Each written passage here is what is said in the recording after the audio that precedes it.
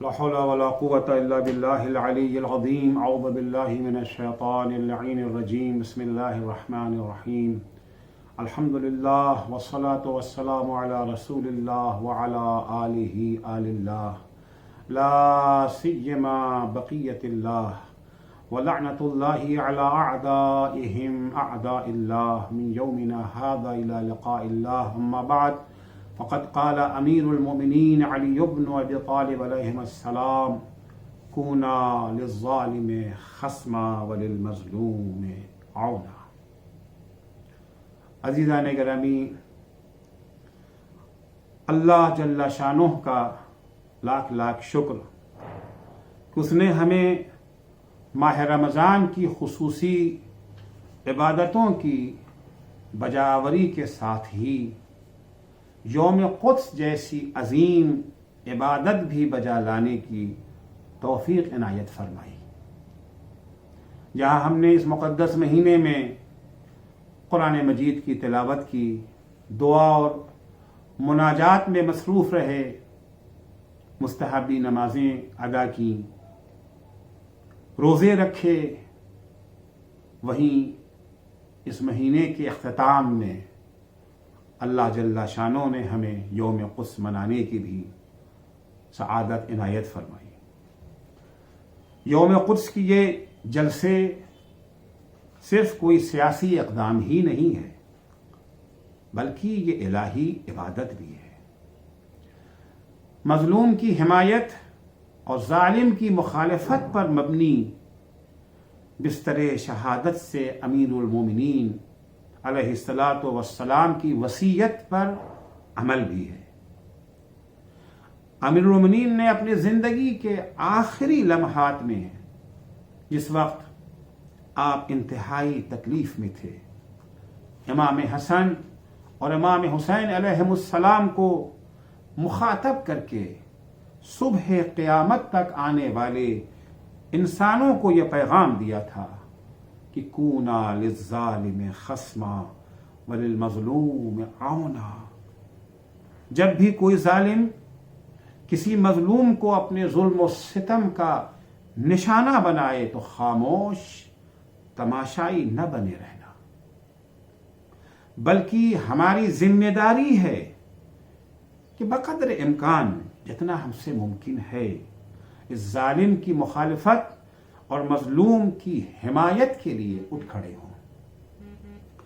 یوم قدس باطل کے مقابلے میں حق کی صفارائی کا مظہر اور سمبل ہے. یہ صرف کوئی ایک واقعہ نہیں ہے، یہ صرف کوئی ایک رسم نہیں ہے، بلکہ در حقیقت ظلم کے مقابلے میں حق کی صفارائی کا ایک سمبل ہے. ظلم کے مقابلے میں حق کی محاذ-آرائی کا ایک نمونہ ہے. یوم قدس صرف یوم فلسطین نہیں، بلکہ یوم اسلام ہے، یوم امت اسلام ہے. صہیونیت کے اس مہلک کینسر کے خلاف مسلمانوں کی مؤثر آواز ہے، جس نے سامراجی و استکباری طاقتوں کی مدد سے اسلامی امت کو جکڑ رکھا ہے. یوم قدس عالمی پیغام کا حامل عالمی دن ہے. یوم قدس پوری دنیا کے ظالموں کے لیے واضح و مستحکم اعلان ہے کہ اسلامی امت ظلم کو ہرگز برداشت نہیں کر سکتی، چاہے ظالموں کی حمایت و پشتی بانی میں دنیا کی طاقتور ترین طاقتیں ہی کیوں نہ میدان میں آ جائیں. اسی لیے استکباری طاقتوں نے پوری دنیا میں اپنے نمک خاروں کے ذریعے اس دن کی مخالفت اور اسے ناکام بنانے کے لیے اپنی پوری طاقت جھونک دی ہے. کبھی ظالموں کی طاقت کو ہوا بنا کر، کبھی ان کے مہلک ہتھیاروں کا لولو دکھا کر، کبھی ان چھوٹے بڑے جلسوں کو بے اثر اور اسے لغو و बेहुदा अमल बताकर उसे रोकने की कोशिश की जाती है कि किसी तरह से लोग यौम कुद्स न मनाएं। क्या फायदा है मनाने का? इसके हासिल क्या है? इसका नतीजा क्या है? जबकि हकीकत यह है कि यौम कुद्स इतना मुअस्सिर है जिसने दुश्मन की नींदें उड़ा दी हैं। हमारे नादान दोस्त इस अहमियत को समझें या न समझें, दाना दुश्मन इससे अच्छी तरह वाकिफ है। आलमी यौम कुद्स ने दुश्मनों की बहुत सी साजिशों को नाकाम बना दिया है। दुश्मन फिलिस्तीन और मस्जिद अक्सा को भुला देना चाहता था कि जमाने के साथ साथ लोग भूल जाएंगे कि क्या था फिलिस्तीन का मामला, मस्जिद अक्सा क्या है, क्या उसकी अहमियत है हमारी निगाहों के सामने में, हमारे सामने। लेकिन आलमी यौम कुद्स के जरिए यह मसला हर साल लोगों के जहनों में ताजा हो जाता है। दुश्मन इसे सिर्फ अरबी मसला बनाकर खाइन अरब हुक्मरानों के जरिए इसका सौदा करके हमेशा हमेशा के लिए गस्बे फिलिस्तीनो अक्सा की कबाहत को खत्म कर देना चाहता था और इस तरह सहूनियों को बिला मुनाज़िया इक़्तिदार कायम करने का मौका देना चाहता था। लेकिन यौम कुद्स ने उसकी सारी साजिशों पर पानी फेरकर उसका पर्दा चाक कर दिया। इसे अरबी मसला बनाने के बजाय इस्लामी मसला ही रहने दिया, जिसका ताल्लुक पूरे आलम इस्लाम से है। सिर्फ चंद खाइन अरब लीडरों को उसके बारे में फैसला करने का कोई हक नहीं है। अगर यौम कुद्स न होता तो आज से 30-35 साल पहले ही मराकश के शहर ये जो है रबात कॉन्फ्रेंस में मसले कुद्स दफन हो चुका होता और आज सहूनी हुकूमत का परचम मक्का और मदीना पर लहरा रहा होता और नील से फुरात तक हुकूमत का सहूनी ख्वाब कब का पूरा हो चुका होता। लेकिन यौम कुद्स ने उनके मंसूबों को नाकाम बना दिया। न सिर्फ ये कि वो यौम कुद्स के ऐलान के बाद 1 इंच आगे न बढ़ सके, बल्कि उन्हें पीछे हटना पड़ा।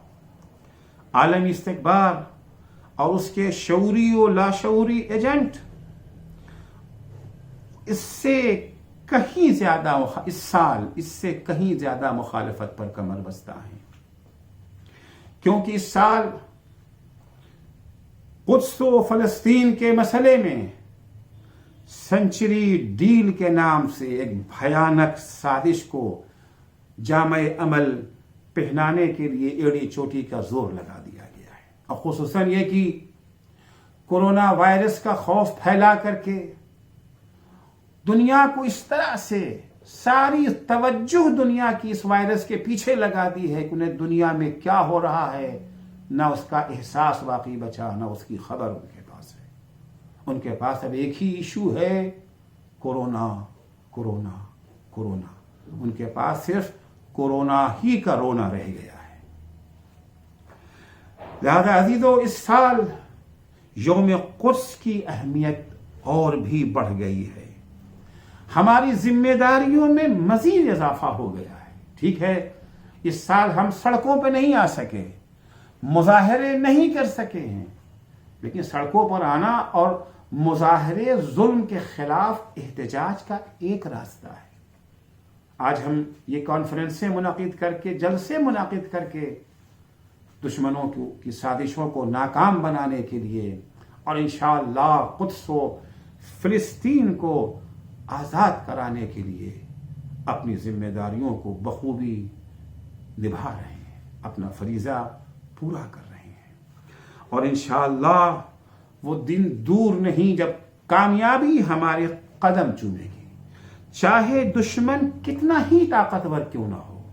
इसलिए कि कुरान का ऐलान है, कम मिन फ़िअतिन क़लीलतिन ग़लबत फ़िअतन कसीरतन बिइज़्निल्लाह। کتنے ہی ایسے چھوٹے چھوٹے گروپ تھے، کمزور جماعتیں تھیں جو طاقتور جماعتوں پر اذن خدا سے، حکم خدا سے غالب آ گئی۔ واللہ مع الصابرین، اللہ ہمیشہ ان لوگوں کے ساتھ ہے جو میدانوں میں ڈٹے رہتے ہیں، اپنی تعداد کی کمی یا وسائل کی قلت کا احساس کیے بغیر۔ قرآن مجید کہتا ہے یا ایھا الذین آمنوا ان تنصروا اللہ ینصرکم ویثبت اقدامکم، اے صاحبان ایمان اگر تم لوگ اللہ کی مدد کرو گے، یعنی اس کی تعلیمات پر عمل کرو گے، اللہ تمہاری مدد کرے گا اور تمہارے قدموں کو جما دے گا۔ والسلام علیکم ورحمۃ اللہ وبرکاتہ۔